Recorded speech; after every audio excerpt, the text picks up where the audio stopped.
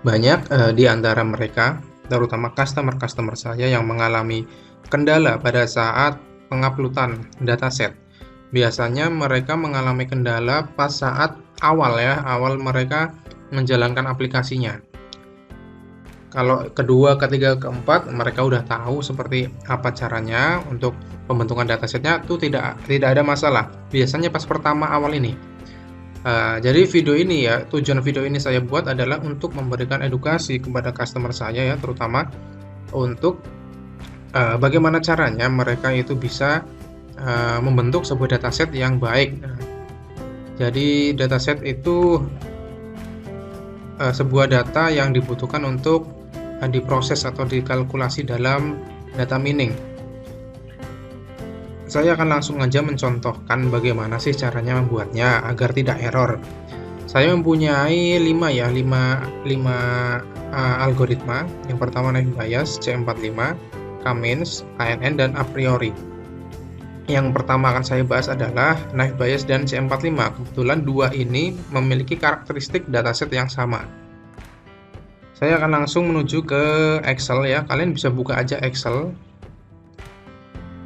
Saya contohkan aja, kalian nggak usah di style di apapun Excelnya, kalian tinggal buka aja Excel polosan seperti ini, tidak usah dikasih warna, tidak usah dikasih tebal, apapun nggak usah, polosan aja seperti ini. Dan sheet juga nggak usah di rename apapun ya, biarin aja kayak gini. Kemudian kalian tinggal bikin aja nih, dimulai dari A1, kolom A1 ini atributnya, atribut 1, atribut 2, atribut 3, atribut 4 dan di sini label. Dan misalkan saya mau atribut saya ada banyak, gimana ya, tinggal tambahin aja atribut 5, atribut 6 dan seterusnya. Ini untuk khusus yang naive Bayes dan C45 ya. Dan jangan lupa kolom yang paling terakhir adalah label, karena naive Bayes dan C45 termasuk data mining supervised, butuh atribut kelas atau label prediktornya. Contoh dataset yang pernah dibuat itu seperti apa? Nah, ini contohnya ya. Saya kasih contoh 1. Nah, ini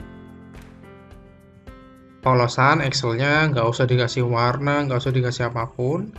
Sheet juga nggak usah dikasih di rename apa, biarin gini aja default ya.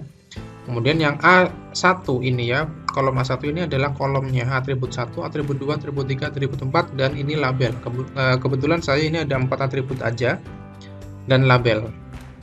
Penulisan kolom ini juga ada kaidahnya ya, jadi nggak usah ada spasinya. Misalkan kayak gini kan, pelayanan pegawai, biasanya kan teman-teman dikasih spasi gini kan, nggak usah. Kalau mau penghubung kasih underscore aja. Kemudian misalkan di sini angka ya jangan ya, nanti tidak terindeks di aplikasinya, misalkan gini, nggak usah. Saya contohkan aja ya, misalkan ini pelayanan, saya kasih spasi, saya upload nih di aplikasinya. Apa yang akan terjadi? Error ya.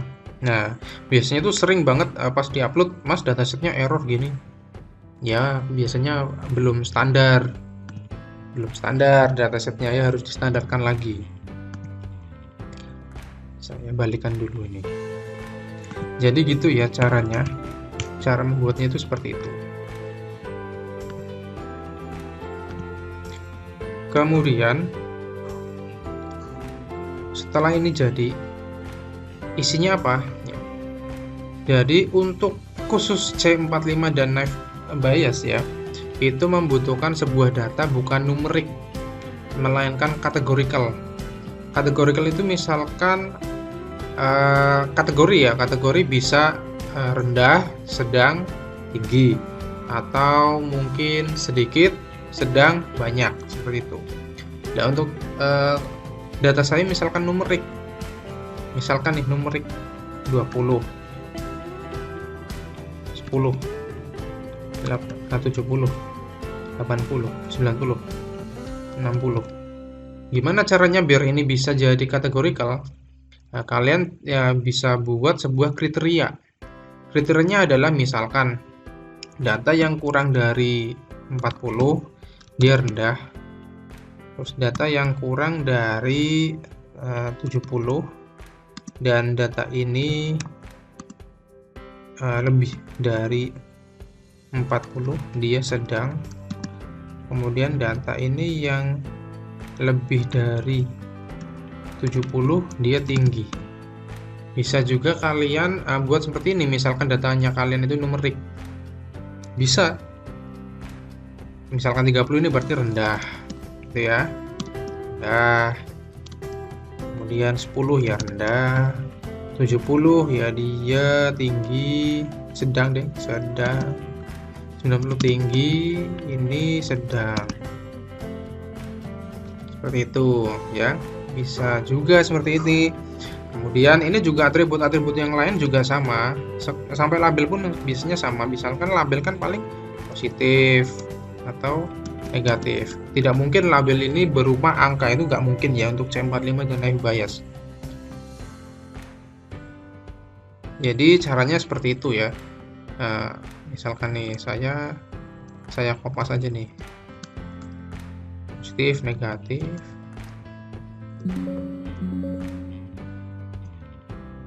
Nah, ini misalkan nih tak save dulu di desktop ya. Saya coba upload, apakah bisa lancar terupload.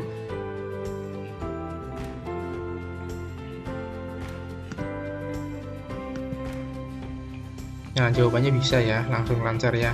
Caranya seperti itu tadi ya, khusus untuk yang dua itu ya, knife bias dan C45. Kemudian saya lanjut lagi caranya membuat dataset Cummins Elbow. Sebenarnya ini metodenya Cummins aja ya, Elbow ini sebuah tambahan aja di aplikasi Cummins. Elbow ini sebagai salah satu metode untuk mengetahui jumlah klaster mana yang paling optimal. Seperti itu. Saya akan ganti nih, ganti aplikasi Cummins.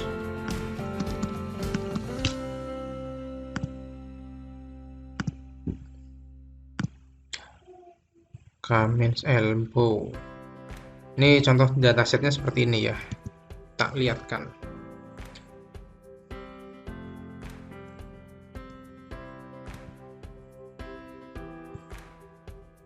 Gini jadi datasetnya.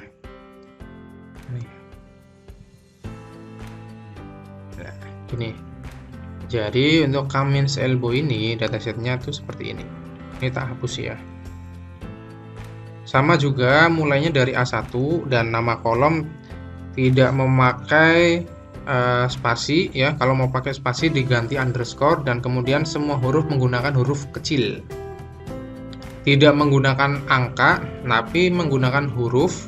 Kalau mau kombinasi huruf dan angka tidak apa-apa. Jadi untuk Cummins ini adalah di sini objek. Kemudian di sini atribut 1, atribut 2, atribut 3, atribut 4. Objek ini berupa mungkin bisa nama, bisa juga apapun itu yang di sini isinya adalah sebuah teks ya. Misalkan teks 1 atau nama 1 gitu aja ya. Nama 1, nama 2, nama 3, nama 4, nama 5, dan seterusnya. Dan atribut di sini adalah untuk Cummins ya. Clustering itu bukan seperti knife bias dan C45. Cummins itu berupa angka di sini ya. Di sini menggunakan menggunakan atribut angka karena memang di sini akan dihitung angkanya. Angka ini akan dihitung. Nah, atribut saya itu ada 9, gimana? Bisa nggak? Bisa, tambah aja di sini. Atribut 4, atribut 5, atribut 6 sampai 9. Bisa aja. Nggak masalah.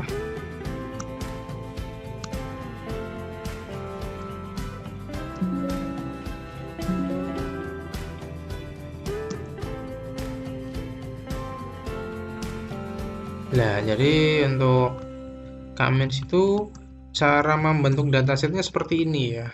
Polosan aja, nggak usah dikasih modifikasi apapun, nggak usah gini. Coba saya save ya, saya save dulu.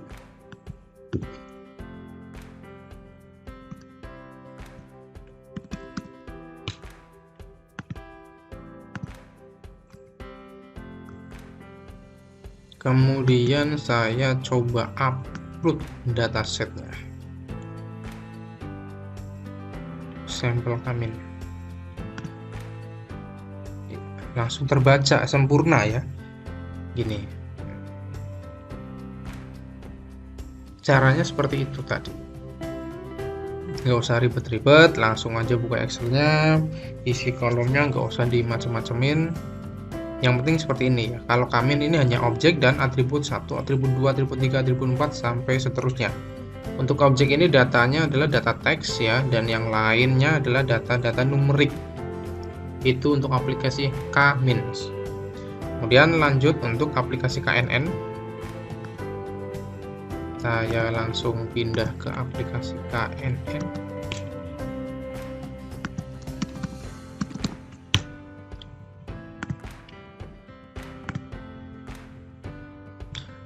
KNN ini datasetnya seperti ini ya. Agak unik datasetnya KNN. Nih. Di sini objek, atribut 1, atribut 2, atribut 3 dan seterusnya, di sini label. Jadi ada objek dan ada label di sini. Langsung saya contohkan aja. Di sini untuk KNN objek, atribut 1, atribut 2, atribut 3, atribut 4, di sini label. Atribut saya ada banyak, ya tambahkan aja di sini atribut 5, atribut 6, dan di sini label. Objeknya mungkin misalkan ya tadi rumah 1 atributnya misalkan ini di sini. Kalau atribut, kalau yang KNN di sini angka ya, atributnya tuh isinya berupa angka, labelnya positif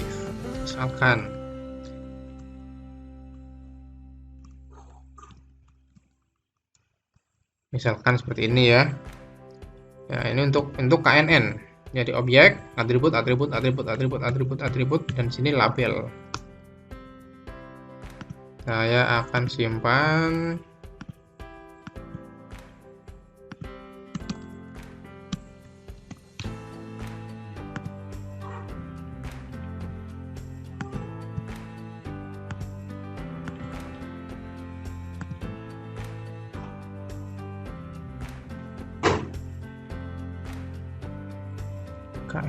KNN. Nah, ini KNN sampel. Ya, langsung terbaca ya di sini ya. Seperti itu. Lanjut untuk metode a priori. Kalau a priori ini lebih enak lagi nih. A priori nggak perlu pakai Excel ya. A priori langsung dia ada database-nya. Cara nambahnya tinggal di sini adalah kan data transaksi, misalkan beli sabun, koma, pakainya koma pemisahnya, save gitu. Terus misalkan ada HP, di sini ada keyboard. Ini kan tinggal pemisahnya koma aja ini di sini. Nah, setelah ini udah tinggal bisa diproses aja ini. Gitu ya, yang sangat simpel sekali. Saya kira cukup, nanti penjelasan-penjelasan yang lain menyusul ya. Mungkin ini bisa dipahami dulu biar tidak bingung saat mau mengimplementasi, mau memakai datasetnya menggunakan aplikasi saya. Saya kira cukup dahulu. Terima kasih.